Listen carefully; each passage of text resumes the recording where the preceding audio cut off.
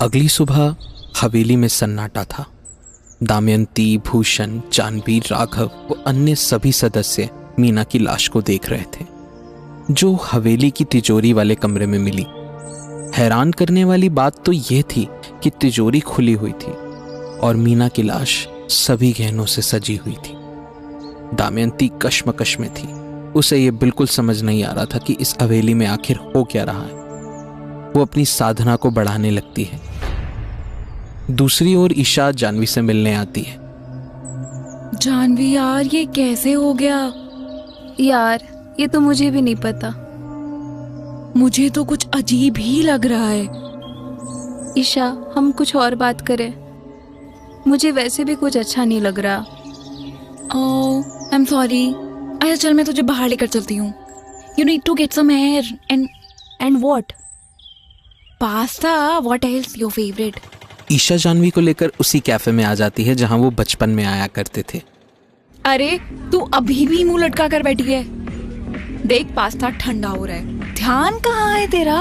अरे यार कुछ नहीं, तू स्टार्ट करना, मैं ले रही हूँ। जानवी के मन में ईशा को लेकर ही बेचैनी थी। रह रहकर उसके कानों में पिशाचिनी की आवाज गूंज रही थी, जो ईशा का नाम ही ले रही थी। उसका मन ये फैसला नहीं ले पा रहा था कि ईशा का बलिदान करना ठीक है या नहीं।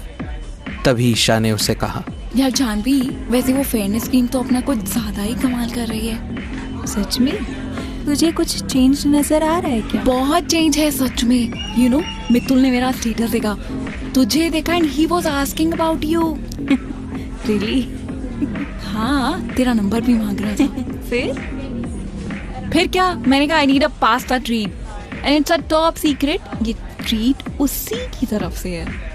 And don't overreact, he is coming. यार ईशा, तुम मार खाएगी। मितुल, जानवी और ईशा एक ही स्कूल में थे। जानवी बचपन से ही मितुल को पसंद करती थी, पर मितुल हमेशा ईशा के आगे पीछे ही घूमता रहता था, जो उसे बिल्कुल पसंद नहीं था।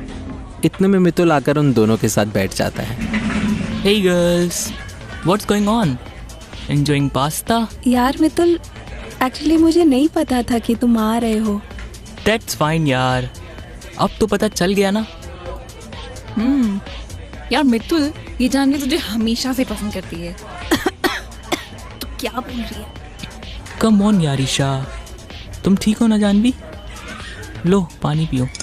मितुल आज पहली बार जानवी में इंटरेस्ट ले रहा था, जो जानवी को हमेशा से चाहिए था।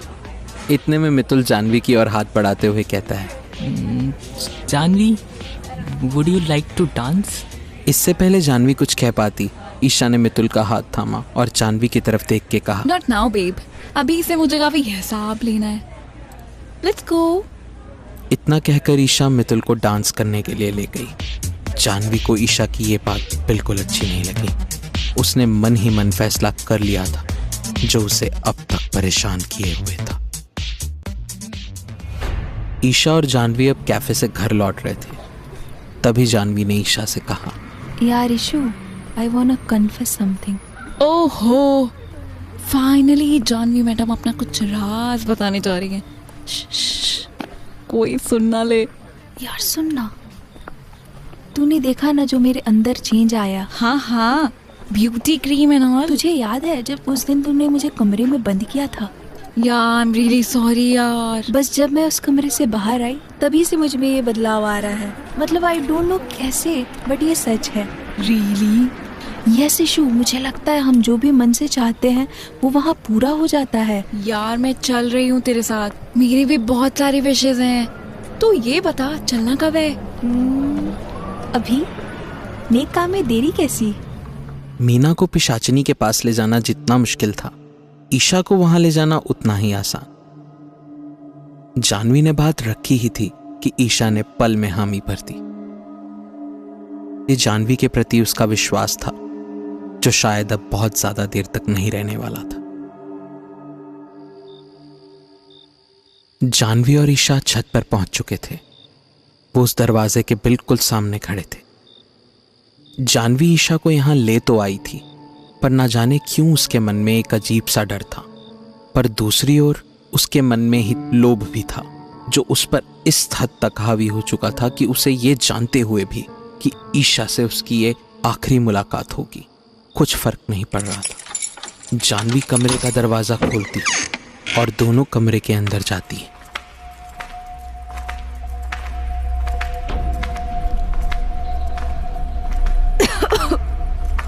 यू, मेरा तो दम घुट रहा है यार, लगता है जैसे हजारों चूहे एक साथ मर गए हूँ। चुप कर यार। ये क्या है मम्मी? अब बैट, इसने काट लिया मुझे यार। मैं ईशा को ले आई हूँ, क्या आप ईशा की भी मनोकामना पूरी करेंगी? यार जानवी, तू किससे बात कर रही है? ईशा पीछे मुड़कर देखती है। यह आवाज पीछे से आई थी, पर अब वहां कुछ भी नहीं था। जैसे ही ईशा पलटती है, भयंकर लाल आंखों वाली पिशाचनी, जिसके होंठों पर खून ही खून बह रहा है, वो जिंदा चूहों को कच्चा चबा रही थी। ये दृश्य देखकर ईशा वहीं की वहीं जम जाती है। जानवी को भी ये देखकर घिन आने लगती है। तभी पिशाचनी जानवी से कहती है, जानवी, तू बड़ी होशियार है। इसे भनक भी नहीं लगने दी और अपना काम भी कर लिया।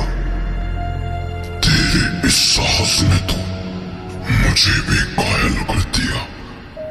ईशा डर के मारे जानवी के पैरों में गिर जाती है और कहती है, प्लीज मुझे प्लीज बचा ले यार, ऐसा मत कर, मैंने तुझे हमेशा दिल से प्यार किया है। जानवी यार, मुझे घर जाना है जानवी, आई नो तू ऐसा नहीं कर सकती। जानवी भी घबरा जाती है। उसे एहसास हो जाता है कि ईशा को यहाँ लाकर उसने कितनी बड़ी गलती की है। वो पिशाचिनी के पैरों में गिड़गिड़ाने लगती है। पिशाचिनी जी, ईशा को जाने दीजिए प्लीज, मुझे सौंदर्य नहीं चाहिए, आप इसे कुछ मत करिए। ईशा को तो कोई लोभ भी नहीं है। ऐसा कोई मनुष्य नहीं जिसका कोई लोभ नहीं, और लोभ मृत्यु तक ले ही आता है।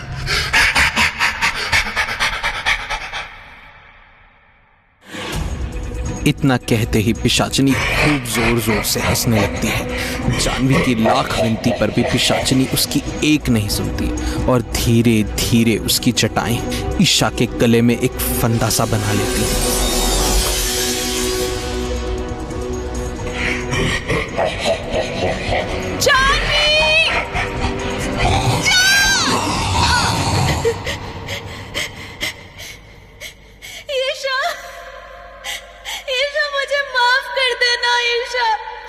मुझसे बहुत बड़ी गलती हो गई।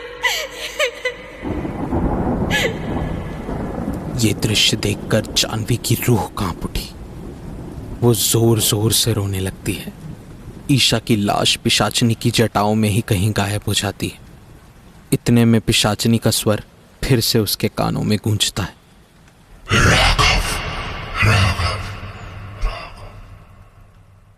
ये कहकर पिशाचिनी अदृश्य हो गई। राघव का नाम सुनकर जानवी के पैरों तले जमीन खिसक गई। जानवी को अपने किए पर घोर पछतावा हो रहा था। ईशा को खोने का जो सदमा उसे लगा था, वो उससे पूरी तरह बाहर आई भी नहीं थी कि राघव को लेकर उसकी चिंता चरम सीमा पर पहुंच गई। क्या जानवी ईशा की तरह राघव की भी बलि देने के लिए तैयार हो जाएगी, या वो पिशाचिनी से राघव के लिए लड़ेगी? क्या दमयंती की साधना में पिशाचिनी का बार बार दिखना उसे इन्हीं घटनाओं का संकेत दे रहा था? जानने के लिए सुनते रहें पिशाचिनी, एक लोभ की कहानी, सीजन 1।